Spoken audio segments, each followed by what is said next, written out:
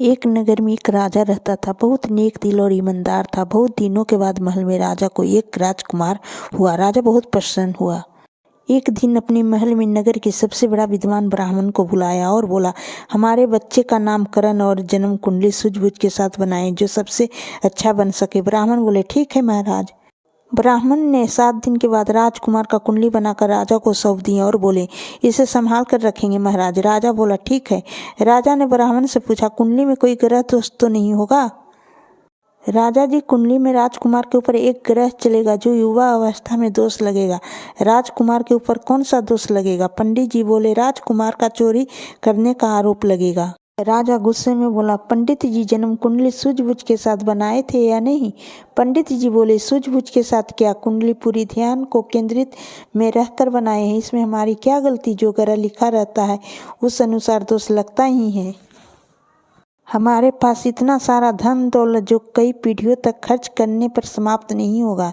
इसलिए आज के बाद जन्म कुंडली पर नहीं ध्यान दूंगा और नहीं विश्वास करूंगा। पंडित जी बोले, ठीक है महाराज, मुझे क्षमा करें और घर जाने का आज्ञा दें। राजा सारी चिंता परेशानी छोड़कर राजकुमार के साथ खुशी खुशी महल में रहने लगा। राजकुमार जैसे जैसे बड़ा होने लगा, नगर के सबसे बड़े विद्वान को बुलाकर राजकुमार को महल में ही शिक्षा दीक्षा की व्यवस्था करवाएं।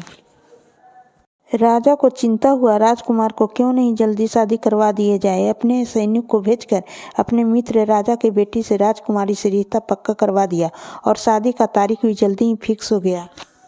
राजकुमार जब राजकुमारी के बागों में पहुंचता है तो झांक कर देखता है, बहुत सुंदर सुंदर आम के पेड़ लगे हुए हैं और उस पर खुशबूदार आम पके पके लटके हुए हैं। राजकुमार को रहा नहीं गया और अपने सेवकों को हुक्म दिया, तुम लोगों यहीं पर ठहरो, मुझे कुछ देर घूमना है। राजकुमार ने सभी से नजर बचाकर 4 आम तोड़ा और चुपके से खा गया। बस उसी समय आम के रखवाली पहुंच गया और राजकुमार को आम खाते हुए चुरा कर देख लिया। राजकुमार बोला, मुझे छोड़ दो, मैं राजा का बेटा हूँ। रखवाला ने बोला, आप चाहे राजकुमार हो या आम पर चोरी करना दंडनीय है, मुझे राजा के पास ले जाना ही होगा। राजा ने राजकुमार को देखकर आश्चर्यचकित हो गया और सोचने लगा, ऐसा क्या हो गया, अभी बारात लेकर ही गया था और एक कैदी बनकर मेरे पास आया है। तब राजा को पंडित जी के कुंडली और पंडित जी पर ध्यान गया और बोला, सचमुच में पंडित जी सूझबूझ के साथ कुंडली बनाए थे, मैं ध्यान नहीं दिया। राजा ने तुरंत घोड़े पर सवार होकर पंडित जी के घर जाकर पंडित जी से माफ़ी मांगने लगा। राजा को अपने आप पछतावा हुआ और सोचा, अगर आज कुंडली और पंडित जी के बात पर विश्वास रखता तो आज राजकुमार पर चोरी का आरोप नहीं लगता। राजा ने जो बागों का रखवाली था और सभी सेवकों को समझाकर राजकुमार का चोरी का बात छुपाकर जल्दी जल्दी शादी करवाई।